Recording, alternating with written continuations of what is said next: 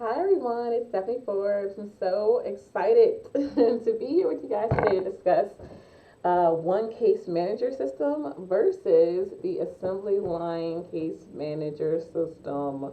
So I know this has been a long overdue video, but I kind of got a little bit busy and I wasn't able to kind of get in there. But finally, we're able to sit down and discuss this.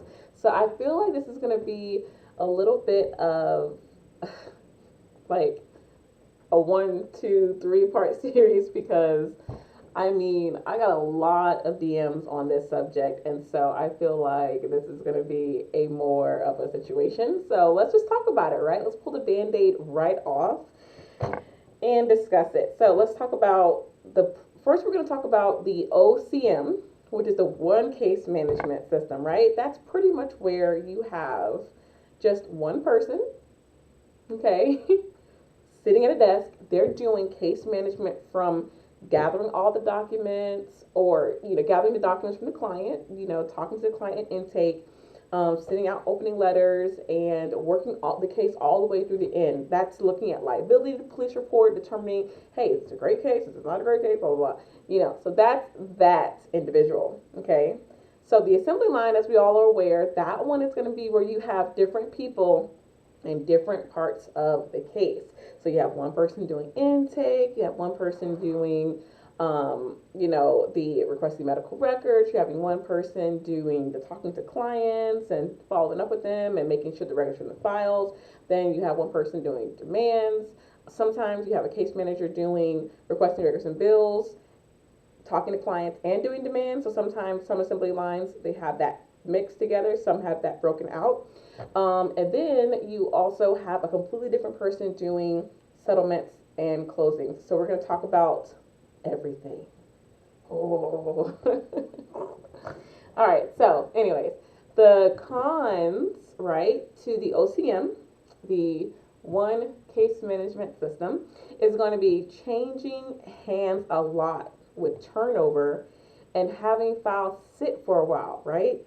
So with the one case management system, the biggest con you're gonna have with that is like if a person gets let go, if they leave unexpectedly, those files will be sitting there for a month or two without anyone doing anything on those files until you can get someone in there, train them, and get them up to speed.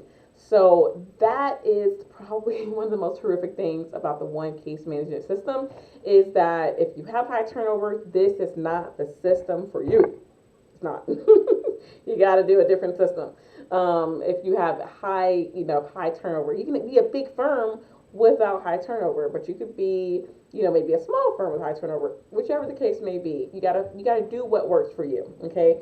So I guess this video isn't necessarily focused on which one is bad, which one is good, just which one is good for you, right? Because I think that both of these are pretty decent systems if done right. All right. So we have a constant absence or lack of willingness that can affect an entire caseload, and that's going to be with the one case management system.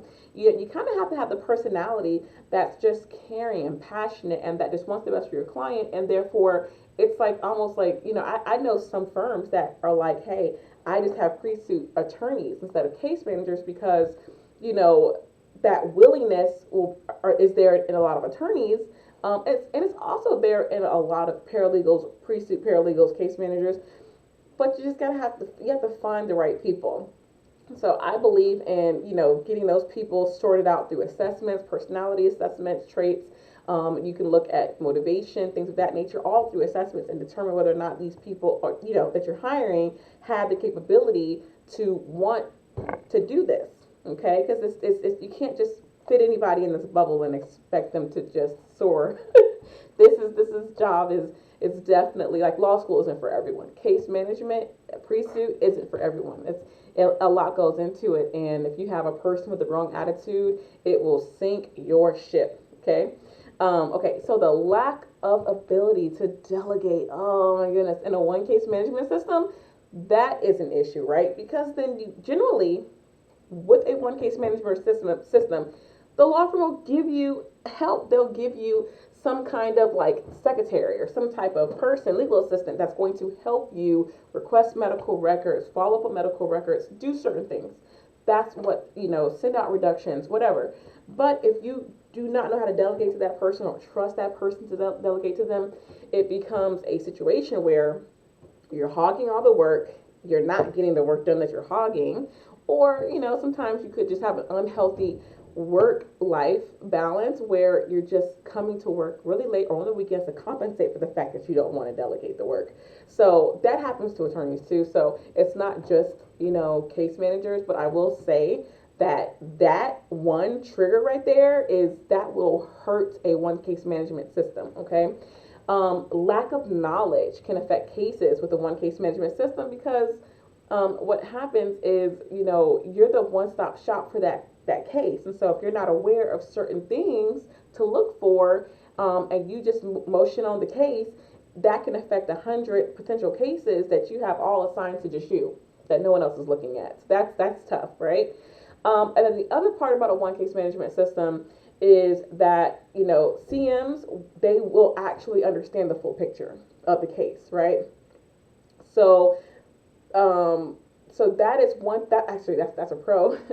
They will understand, they understand like from beginning to end what's going on with the case, what's happening. They fully get it. So your cases sometimes will actually, and we're kind of coming into the pros now, they become a little bit more valuable with the one case management system because you have one person who gets the full picture and they're able to work the case in a way that it creates more case value for you in the end. It only takes so long for a person in that one case management system to realize, okay, this is not the way to do this.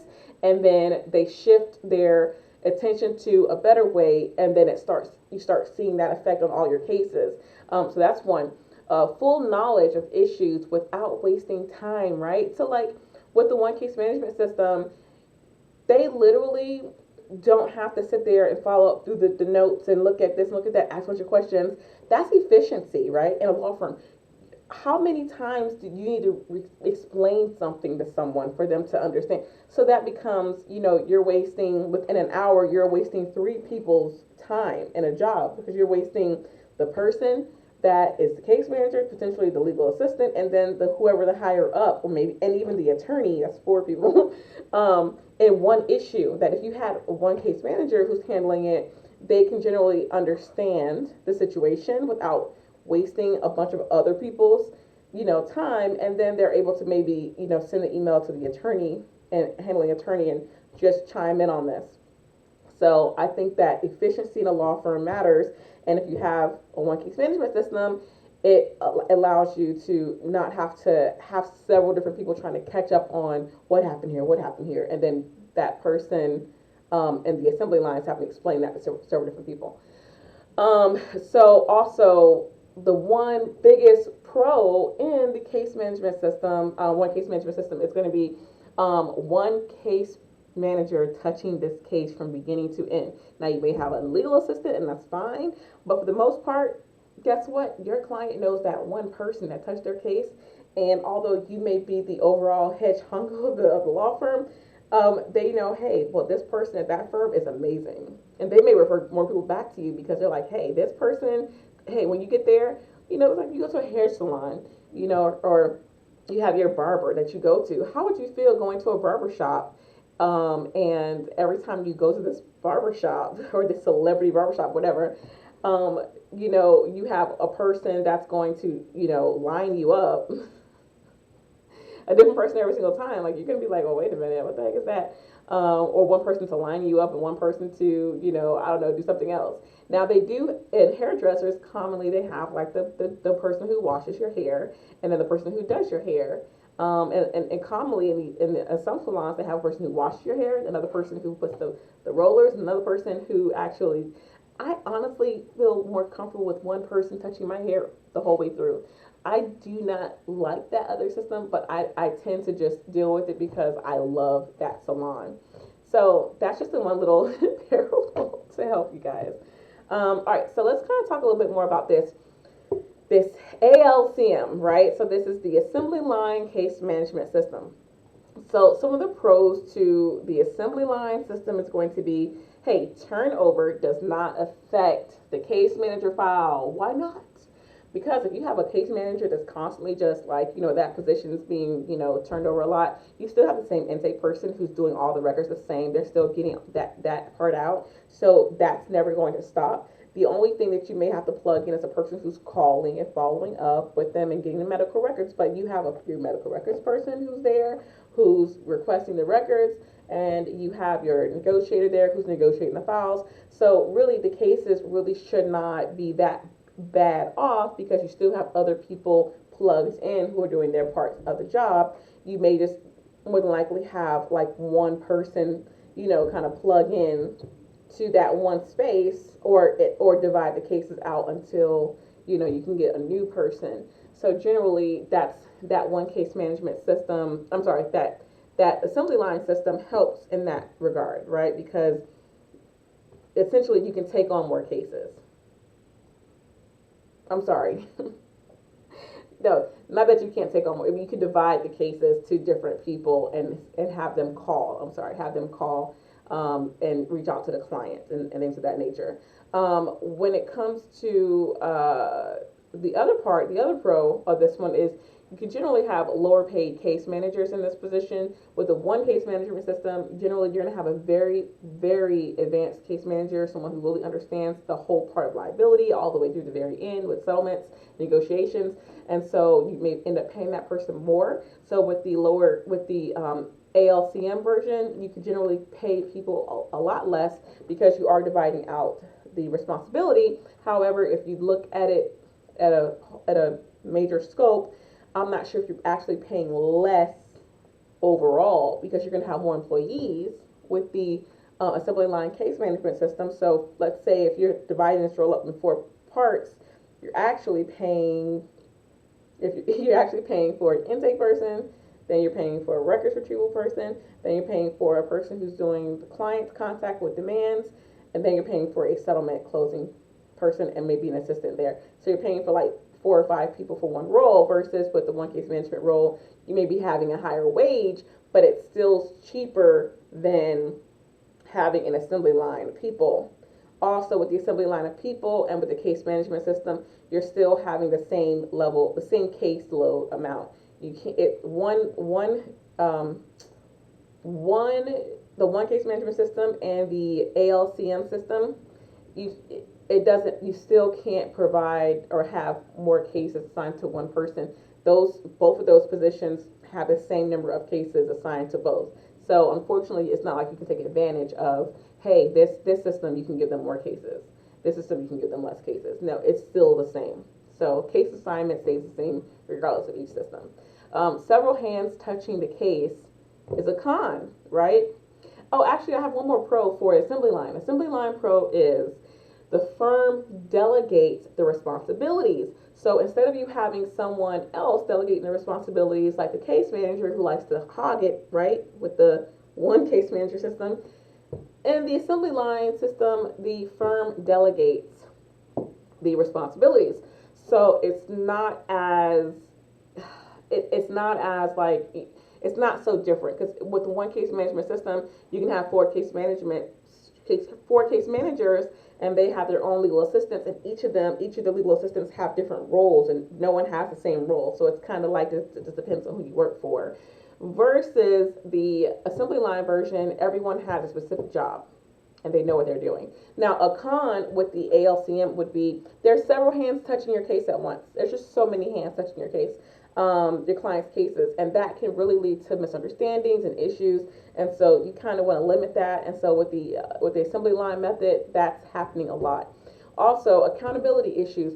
With the assembly line method, there's issues where people don't want to take responsibility of certain areas of the case, and they feel like, oh, that's not my job, I'm not doing that. And you do not want employees doing that. That's not helpful for you. That's not helpful for your clients to have people feel like, okay, well, this is not my job in a law firm setting where you're dealing with people with really harsh injuries. So I see that a lot with the ALCM, and it's not one firm versus one firm. This system creates this personality. It just does.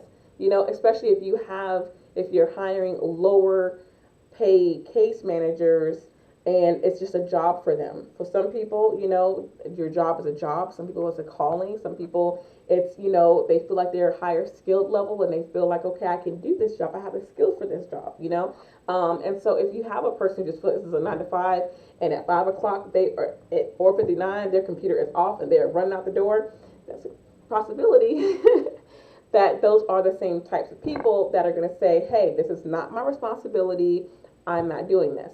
I think one way to cure that situation would be to allow the case managers to know that, hey, I know that there's different areas of this case that's like delegated to different people, but this case ultimately the accountability falls on you regardless of what area it goes into. So if it's an intake and you don't have a deck page, you can't say, oh, well, the intake person was supposed to get that. No, your job is to make sure everything is in that file, and your job is to make sure that that case is good from beginning to end, even if it's delegated somewhere else. So that's one way to cure this accountability issue situation, is making sure the case manager is aware that it is their responsibility, even if it's someone else's task. Okay. So holds in management of case files, right? So there could be a situation where, there might be a hole in something. Let's say that, the person sending out the ERISA letters and the other person is managing and calling the clients and all this stuff.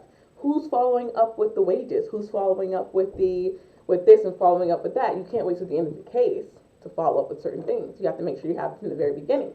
So if one person feels like, well, they didn't send it out, why should it be their job to follow up on it? That's it goes back to accountability issues, but also goes back to holes in potentially in areas of responsibility for the case. So that's where, again, you cure that by letting the case manager know that at the end of the day, you're the person who's responsible to making sure all these things are there.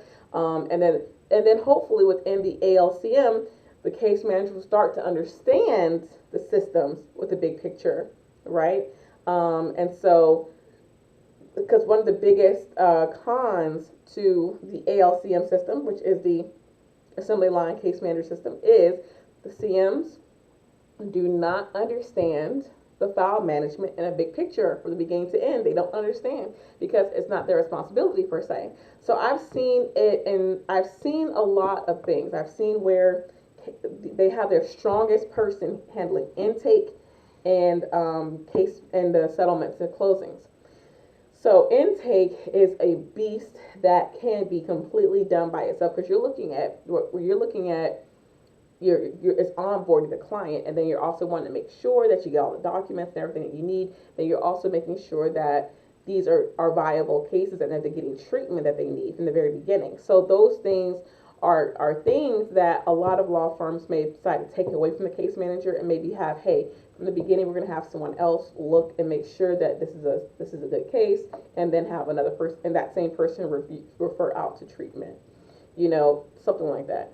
A lot of law firms move to that model, and then they'll have like their highest skilled person settling cases. Now, the only issue with that part that I've seen in law firms is that they'll have like maybe 4 case managers sending out demands as that middle case manager level, and then they'll have one person doing negotiations. And the problem is, if you have 4 case managers sending out anywhere from 10 to 20 demands a month, and you have one person doing settlements, that person can't get to all those settlements in a month to call, resolve those cases, and in addition, follow up with the cases and close the cases that are currently still there. It's just too much work. It's insane. So because generally with negotiations, you might have issues where there's additional things that are needed, or so it becomes a hassle to try to have that one person handle all those cases. It could go up to 200. And so that is something that you may have to have 2 or 3 people in a department of settlements handling certain cases, right? Or handling certain cases per case manager. So if you have a settlement person, you would have to have equally that amount in case managers if you don't want to have the case manager settling their case. So if you have 3 or 4 case managers, you need to have 3 or 4 people that are like handling negotiations, because that's how you're going to be able to capitalize on how much money you're getting back, And then that person is going to be able to say, hey, I'm not getting enough demands from this person, or this person hasn't sent me demands in a while.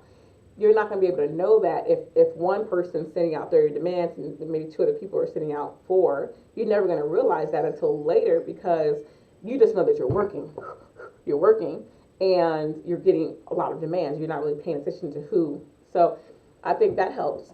Also, it just helps that if you just give the case managers, as an attorney, what their counters are, just like the insurance company does. The insurance company gives their adjusters what their ranges are, right, to settle, and then that's what they sit down with them, go over every case, and tell them how they're looking at it. If you do that with your case managers and you take that time each week to sit down and go over ranges and why things are, that case manager is going to start to pick up on it, understand, and learn, and then build that as a skill. Okay, so I would recommend teaching your case managers, but it takes time, and you have to sit down with them, and you have to give them ranges, and you have to tell them, and make sure you get the client approvals, obviously. But yeah, so sit down with them, do those, and if you want to keep it within that case manager role. If you want to have a person outside of that doing it, that's perfectly fine. If you do, then you want to make sure that they are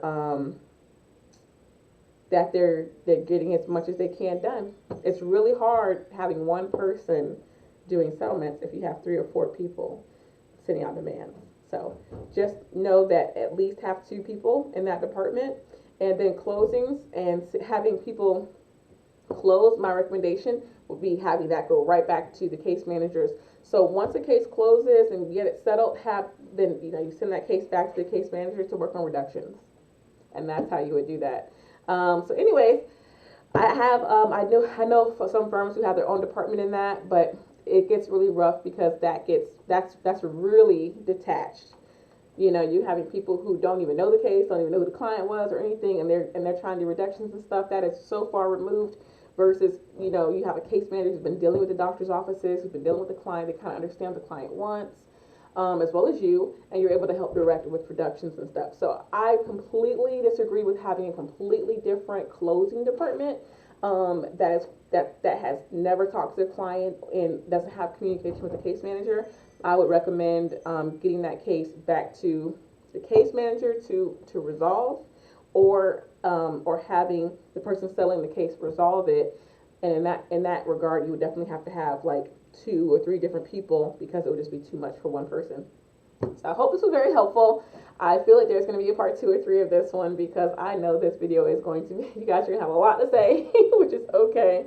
Anyways, feel free to give me a call. You guys have my phone number, you have my email. I'm definitely here to discuss, what's potentially best for your law firm. I definitely think each law firm should run what's best, how best it works for them. I just don't think that everyone should be on one system, but there's a good niche between the two in terms of like a hybrid version of it as well. I've seen a lot of those that actually work for their law firms.